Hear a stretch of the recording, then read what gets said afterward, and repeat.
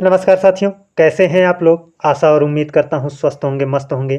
जहाँ भी होंगे ज़बरदस्त तरीके से आप अपनी तैयारी कर रहे होंगे। दोस्तों, आज का हमारा जो टॉपिक है वो है शब्द रचना। शब्द रचना के अंतर्गत हम बहुत सारी चीज़ों को सीखेंगे। तत्सम क्या है, तद्भव क्या है, देशज क्या है, विदेशज क्या है ना? सारी चीज़ों को हम समझेंगे। तो शब्द रचना में पहले चलिए शब्द को देख लेते हैं, शब्द क्या होते हैं। यहाँ पर समझाया गया है, शब्द रचना दिया गया है। यहाँ पर जो कुछ भी बताया गया है मैं आप लोगों को बता देता हूँ। यहाँ पर शब्द के बारे में पहले बताया गया है कि शब्द क्या होता है ना? तो देखिए शब्द क्या होता है, वर्णों का ऐसा समूह जो सार्थक अर्थ देता हो उसको हम कहेंगे क्या? शब्द कहेंगे। इसमें देखिए कहा गया है निश्चित अर्थ को प्रकट करने वाले वर्ण समूह को शब्द कहते हैं। ध्वनियों के मेल से बने सार्थक वर्ण समूह को शब्द कहते हैं, है ना? भाषा में शब्दों का विशेष महत्व होता है। हमारे भावों और विचारों को व्यक्त करने का माध्यम भाषा है।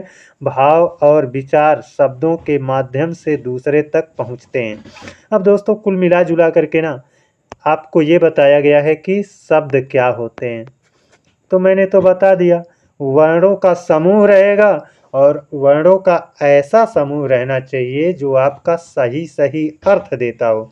जैसे का है, ला है और म है। यहाँ पर 3 वर्ण का समूह है तो ये सही सही अर्थ दे रहा है। कलम का भाव निकलता है ना?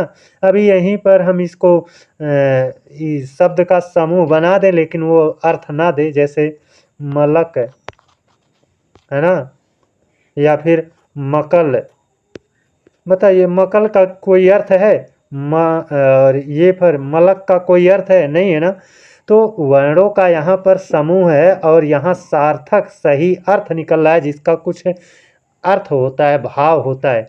लेकिन यहाँ पर भी वर्णों का समूह है, मलक में और मकल में भी वर्णों का समूह है, लेकिन यहाँ पर सही सही अर्थ नहीं निकल रहा है। इसीलिए ये शब्द नहीं कहे जाएंगे ये दोनों, और ये शब्द कहा जाएगा, है ना? और ये बताया गया है कि जो शब्द होते हैं ना, इन शब्दों के माध्यम से हम अपने विचार को दूसरे इंसान तक पहुंचाते हैं। हमारे अंदर जो भाव है, जो विचार है, वो दूसरों तक हम पहुंचाते हैं इन शब्दों के माध्यम से, है ना? तो कहने का मतलब है कि ये विचार विनिमय के रूप में प्रयोग होता है ना? विचार विनिमय इसके द्वारा किया जाता है। अब देखिए यहाँ पर शब्द के बारे में बताया गया है कि शब्द कितने प्रकार के होते हैं।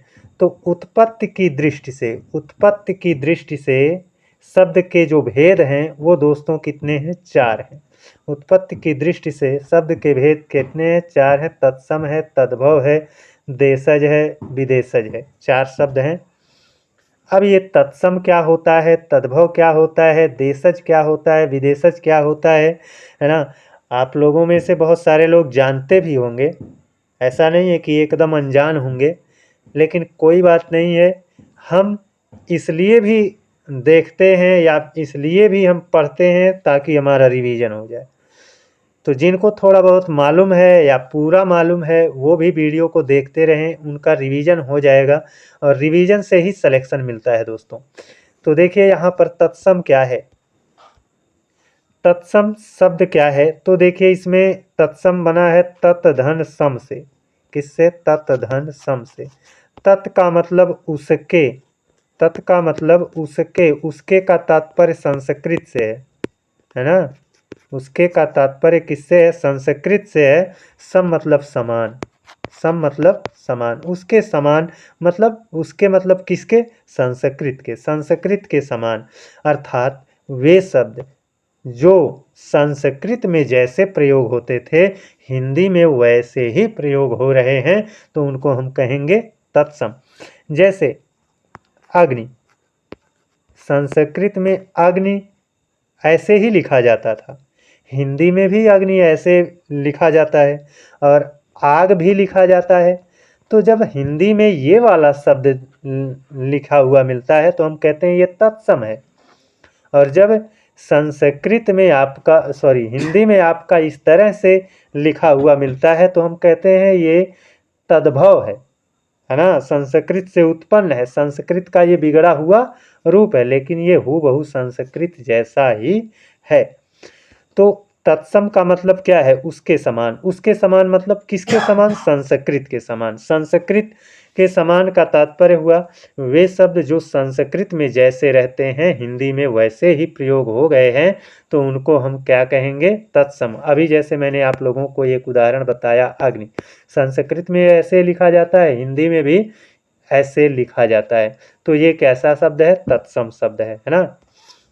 देखिए यहाँ पर कुछ समझाया गया है, इसको समझ लेते हैं। संस्कृत के जो शब्द उसी रूप में हिंदी में आ गए हैं उन्हें तत्सम कहते हैं, है ना। संस्कृत के जो शब्द उसी रूप में, मतलब जिस रूप में संस्कृत में थे उसी रूप में हिंदी में आ गए हैं, उनको कहते हैं तत्सम, है ना। और यहाँ फिर बताया गया है कि तत्सम का अर्थ क्या होता है, ऐसे कुछ, है ना। तत् मतलब उसके, उसके मतलब किसके? संस्कृत, सम मतलब समान, उसके समान, है ना। तत्सम शब्दों में किसी तरह का परिवर्तन नहीं होता है, वे अपने मूल रूप में हिंदी में आए हैं। जैसे श्रृंगार, श्रृंगार दोस्तों संस्कृत में भी ऐसे लिखा जाता है हिंदी में। कृष्ण संस्कृत में भी ऐसे ही लिखा जाता है हिंदी में। और मयूर, मयूर को हिंदी में भी ऐसे लिखते हैं, संस्कृत में भी ऐसे लिखते हैं।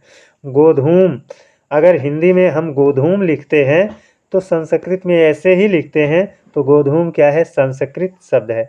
अब मयूर को हम अगर इस तरह से लिखेंगे मोर, तब तो ये तत्सम नहीं है, तब ये तद्भव हो जाएगा, है ना। लेकिन हिंदी में अगर हम मयूर लिखते हैं तो हम यही कहेंगे कि मयूर तो संस्कृत में भी ऐसे ही लिखा जाता है जैसे हम हिंदी में मयूर लिख रहे हैं, तो ये तत्सम शब्द कहलाएगा। आप समझ गए होंगे। अब देखते हैं तद्भव। तद्भव मतलब उससे उत्पन्न, उससे मतलब किससे? संस्कृत से उत्पन्न, है ना। तद्भव का विच्छेद करेंगे, तत्धन, तद्धन, तद्धन भव। तद का मतलब क्या है? उससे, है ना। भव मतलब उत्पन्न, उत्पन्न। उससे मतलब किससे? संस्कृत, है ना, संस्कृत से उत्पन्न।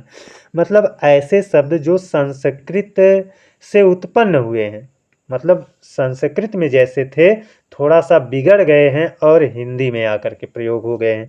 जैसे अभी मैंने आप लोगों को बताया कि अगर हम अग्नि लिखते हैं ऐसे तो ये संस्कृत के जैसा है, लेकिन अग्नि को हमें लिखना हो तो ऐसे भी लिखते हैं ना, आग, तो ये संस्कृत के जैसा है, तो तत्सम है। और ये संस्कृत के शब्द अग्नि का बिगड़ा हुआ रूप है, अग्नि से ही आग बना लिया है हमने, है ना, थोड़ा सहजता लाने के लिए। जैसे भाषा का जो प्रवाह होता है वह कठिन से सरल की ओर होता है, तो जो ये कठिन है अग्नि, इसको धीरे धीरे लोग आसान बना लिए, आग कर दिए। आपके गांव में भी ऐसे ही होता होगा, किसी लड़के का नाम बहुत कठिन है ना, तो उसको लोग आसान बना देते होंगे, है ना। जैसे किसी का नाम मान लीजिए है सूर्य कुमार, ऐसे सूर्य, है ना, किसी का नाम सूर्यभान है, सूर्यभान है ऐसे, तो आगे चल करके लोग सूरजभान भी कहते होंगे, सूरजभान, है ना। तो ये कठिन लगता है, उच्चारण में कठिनता है, इसमें सूरजभान में आसानी है, तो कठिन से आसान की ओर भाषा का प्रवाह होता ही है। तद्भव, तद्भव हो गया उससे उत्पन्न, उससे उत्पन्न मतलब किससे उत्पन्न? संस्कृत से, है ना। जैसे आग क्या है? उत्पन्न हुआ है किससे? अग्नि से, है ना। यहाँ पर देखिए सांप, सर्प से उत्पन्न हुआ है ना, संस्कृत में ऐसे लिखा जाता है और इसी को हमने हिंदी में सांप ऐसे लिख लिया, है ना। अब देखिए यहाँ पर मुख, ये मुंह है, तो संस्कृत में मुख लिखा जाता है, मुंह और खा, मुख, और हिंदी में मुंह लिखते हैं। ये मोर है, मोर, हिंदी में मयूर लिखते हैं, हिंदी में मोर लिखते हैं, है ना। संस्कृत में गोधूम लिखते हैं, गोधूम, हिंदी में गोधूम नहीं लिखते हैं, इसी गोधूम को गेहूँ लिखते हैं या गेहूँ, है ना, गेहूं कर दिए हैं। तो ये संस्कृत के समान है और ये संस्कृत से उत्पन्न है, तो जो संस्कृत के समान है वो तत्सम है, और जो संस्कृत से उत्पन्न हुआ है वो क्या है, तद्भव है। अब यहाँ पर दोस्तों आपको लिस्ट मिलेगी बहुत बड़ी, है ना। इनको जल्दी जल्दी मैं बोलता जा रहा हूँ, ज़रूर चीज़ें आपके दिमाग में आएंगी, और बहुत सारा उदाहरण हमको प्रैक्टिस करना चाहिए। जो बच्चे बहुत सारा उदाहरण प्रैक्टिस नहीं करते हैं वही तो मार खाते हैं, इसलिए आपको बहुत सारा प्रैक्टिस करना है। देखिए यहाँ पर इधर दिया गया तत्सम यानी संस्कृत वाला, और इधर संस्कृत का बिगड़ा हुआ रूप है ना। यहाँ पर हमारा संस्कृत में क्या रहता है, सर्प, हिंदी में क्या बन गया है, सांप। संस्कृत में रहता है अच्छ, अच्छ मतलब आँख, हिंदी में बन गया है आँख। संस्कृत में रहता है गोधूम, हिंदी में बन गया है गेहूँ, है ना। संस्कृत में रहता है मयूर, हिंदी में बन गया है मोर, है ना। तो जो संस्कृत वाला है वो तत्सम है, और संस्कृत का बिगड़ा हुआ रूप तद्भव है ना दोस्तों।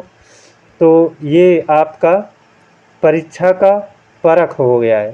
संस्कृत में लिखते हैं परीक्षा, और हिंदी में मतलब बिगाड़ करके उसको क्या लिखते हैं, परख। तो ये तद्भव शब्द है ना। अब देखिए यहाँ पर ये पक्षी, पक्षी में आपका छतरी वाला छा है ना। हिंदी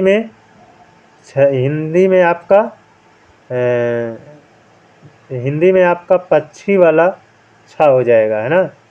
पक्षी जो ये वाला है छतरी वाला छा, है ना, और ये आपका छतरी वाला छा है। तो समझ गए होंगे, दिख रहा होगा, इतना ज़्यादा मुझे समझाना नहीं है ना। घोटक घोड़ा, ऊष्ट ऊँट, व्याघ्र बाघ, अंधकार अंधेरा, स्फूर्त फुर्ती, आम आम्र का आम हो गया है, और ये चतुष्पादिका चौकी हो गया है ना। और ये गोविट या गोमय या गोमल गोबर हो गया है। हरिद्रा हल्दी हो गया है ना। इस तरह से आपका हो गया है। अब यहाँ पर्यक कहाँ चला गया, पर्यक पलंग हो गया है। भक्त भक्त जो है ये आपका भक्त, ये आपका क्या हो गया है, भक्त संस्कृत का है, और इसको भात लिखा गया है, क्या लिखा गया है, भात। इसको आप लोग गूगल एक बार कर लेना, है ना। भक्त का क्या होगा, यहाँ पर सूची, है ना, सूच या सूचिका का सुई हो गया है। क्षीर का खीर हो गया है ना। सपत्नी का आपका सौत हो गया है, और खरपर का खपरा हो गया है। चंच का चोंच हो गया है। सलाका का सलाई हो गया है ना। चुल्ली का चूल्हा हो गया है। मुख का मुंह हो गया है। सत का सौ हो गया है। तो इधर जो आपको दिख रहे हैं वो संस्कृत वाले दोस्तों हैं, है ना, और जो संस्कृत वाले हैं वो तत्सम है ना, और इधर वाले संस्कृत के बिगड़े हुए रूप हैं, अर्थात तद्भव है ना। तो ये लिस्ट आपकी बहुत लंबी चौड़ी है ना, पढ़ने में भी टाइम लगेगा, है ना। ये अर्धपूरक अधूरा हो गया, और ये अंगनिष्ठिका अंगीठी हो गया, और ये अंगुष्ठिका अंगूठी है ना। तो इस तरह से आपका ये अंध का अंधा हो गया है। अछोट का अखरोट हो गया है। अट्टालिका का अटारी हो गया है। सूकर का सूअर हो गया है। दधि का दही हो गया है। दुग्ध का दूध हो गया है। पिप्पल का पीपल हो गया है, और तंदुल का चावल हो गया है। लवण का नमक हो गया है। घृत का घी हो गया है ना। और ये आपका कष्टफल, संस्कृत में कहते हैं क्या, कष्टफल, और हिंदी में कहते हैं कटहल, है ना। ये तत्सम है, और ये क्या है, तद्भव है। कंदली हिंदी में केला कहते हैं, आज हम केला बोलते हैं ना, संस्कृत में इसको कंदली कहते हैं। तो जो संस्कृत वाले हैं वो इधर है आपके, मैं बार बार बता रहा हूँ। ये आपके कंदली हो गया, और ये कुक्कुर है ना, कुत्ता हो गया, और मस्तक माथा हो गया, ओष्ठ ओष्ठ हो गया है, दंत दांत हो गया है, कर्ण कान हो गया है, और इधर नासिका नाक हो गया है, और ये श्यामश्रु मूछ हो गया है, और स्वर्णकार सोनार हो गया है, हस्त हाथ हो गया है, और ये चंद्र का चांद हो जाएगा, है ना। और सूर्य का सूरज हो जाएगा, इधर देखिए सूर्य का सूरज हो जाएगा, सौभाग्य का सुहाग हो जाएगा, और ये आपका फूल का या पुष्प का फूल हो जाएगा, तड़ाग का तालाब हो गया है, पुष्कर का पोखर हो गया है, अग्नि का आग हो गया है, लौह का लोहा हो गया है, और दीपावली का दिवाली हो गया। देखिए दोस्तों, जो आपका दीपावली आ रहा है वो दीपावली जिसमें प है वो संस्कृत वाला है, और जिसमें पा गायब कर दिया गया है वो आपका हिंदी वाला है। हिंदी वाला है मतलब भव है, भव का मतलब उत्पन्न है, उत्पन्न मतलब तद्भव है ना, तद्भव है। और जो संस्कृत वाला है वो सम है, संस्कृत के समान है, तत्सम है ना।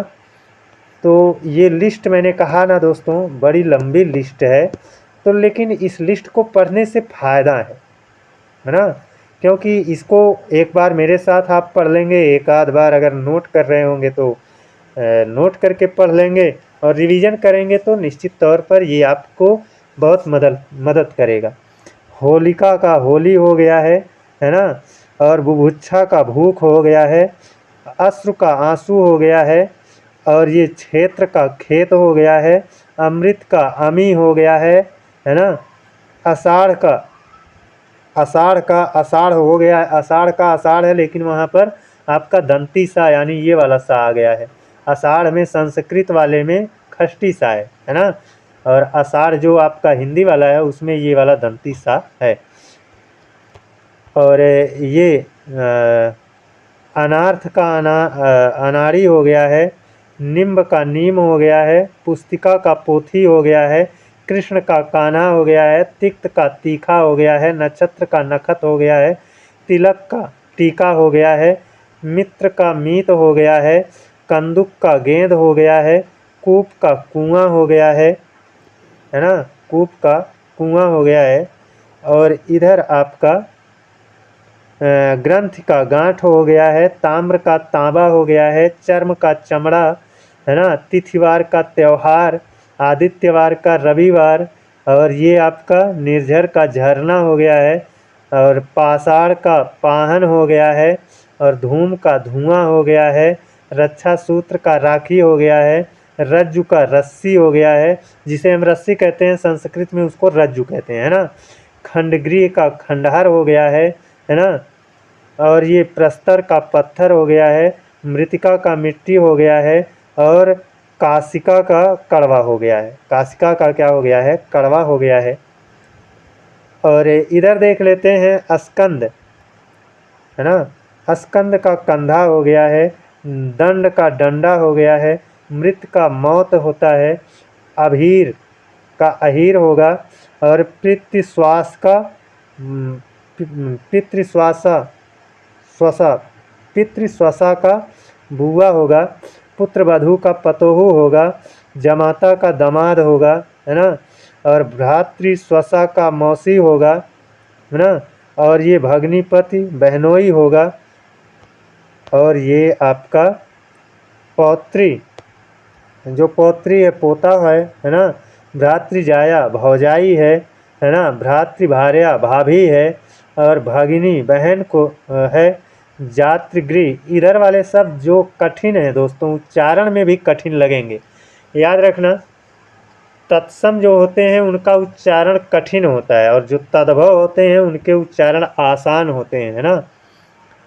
और ये ज्ञातृगृह का नैहर होता है, और श्वश्रु का सास होता है, और ससुर का ससुर होता है, श्यालक का साला होता है, और ये आपका भ्रातृजा का भतीजा होगा, द्विवर का देवर होगा, जामातृ का जमाई होगा, और मातृ नहीं है, भ्रातृ का भाई होगा, है ना। और ये ठक्कुर का ठाकुर होगा, अंगुष्ठ का अंगूठा होगा, और देखिए यहाँ पर आपको जो सिर दिख रहा है वो ये वाला सिर है ना, सिर है, इधर सिर है और इधर आपका दंती वाला है ना, और इधर आपका तालव्य सा है, ये जो सा है ये तालव्य है ना। और कुंभकार का यहाँ दिया गया, कुंभकार का कुम्हार हो जाएगा, कैवट का केवट हो जाएगा और बर्द्रिका का बढ़ई हो जाएगा है ना। और ये आपका दिख नहीं रहा है ना। और इधर देखते हैं तद्भव तत्सम मेल कराएंगे। शर्करा का शक्कर हो जाएगा, चत्वार का चार हो जाएगा, चतुर्थ का चौथा हो जाएगा, कोटि का करोड़ हो जाएगा, चतुर्दश का 14 हो जाएगा और चढ़क का चना हो जाएगा, चढ़क चना। और नारकेल का नारियल हो जाएगा, आर्द्रक का अदरक हो जाएगा, हरिण का हिरण हो जाएगा, गर्दभ का गधा हो जाएगा, चित्रक का चीता हो जाएगा, गो का गाय हो जाएगा, वृषभ का बैल हो जाएगा, शार्दुल का सिंह हो जाएगा है ना दोस्तों। ये वानर वा का प्रयोग है, वानर का बानर या बंदर हो जाएगा है ना। और श्रृंगाल का सियार हो जाएगा, कपोत का कबूतर होगा, कोकिल का कोयल होगा, काक का कौवा होगा, वक का बकुला होगा और मच्छिका का मक्खी होगा और मत्सर का मच्छर होगा, उलूक का उल्लू होगा, सुख का सूअर होगा, मंडूक का मेढक होगा, भ्रमक का भंवरा होगा और अंग प्रौछा का अंगोछा होगा और अक्षवाट का अखाड़ा होगा है ना, अक्षवाट का अखाड़ा होगा, आश्चर्य का अचरज होगा। तो इतने सारे थे है ना दोस्तों। रिवीजन करना है तो हमको इनको पढ़ना पड़ेगा और बहुत सारे बच्चे ऐसे भी होंगे जो इनका नोट्स बना रहे होंगे। तो जितना ज़्यादा आप ये जितने शब्द हैं ना सब इम्पोर्टेंट है और जितने ज़्यादा उदाहरण आप रखोगे उतना ज़्यादा आप परिपक्व होंगे। तो मुझे लगता है कि बस इतना ही रहने देना चाहिए है ना। देशज विदेशज को कल पढ़ लेंगे और देशज विदेशज में आपके पुर्तगाली शब्द भी मिलेंगे, अरबी के मिलेंगे, फारसी के मिलेंगे, जापानी मिलेंगे है ना। इन सबको भी कल ही पढ़ेंगे। एक ही दिन में बहुत ज़्यादा पढ़ना भी उचित नहीं है ना। हमको क्या है, हमको तो एक दिन में हम 10 पन्ना पढ़ा देंगे, लेकिन एक विद्यार्थी के लिए 10 पन्ना सीखना, उसे नोट करना, याद करना ये पॉसिबल नहीं है ना। तो इतना जितना मैंने बताया है उतना आप चाहे तो नोट कर सकते हैं और उसका नोट करके उसको बार बार पढ़िएगा, रिवीजन करिएगा, वो तैयार रहेगा है ना। इसमें कुछ समझने लायक ज़्यादा है नहीं, सब कुछ याद करने लायक है ये ही है। तो अब मेरे हिसाब से यहीं पर हमको क्लास रोक देनी चाहिए। तो आज के लिए बस इतना ही है ना दोस्तों। आगे आपका ये देशज विदेशज ये सब पढ़ाया जाएगा, इतना बहुत सारा भी है ना। तो आज के लिए बस इतना ही। जय हिंद, वंदे मातरम। कल फिर मिलेंगे आप लोगों से, तब तक के लिए जय हिंद, वंदे मातरम।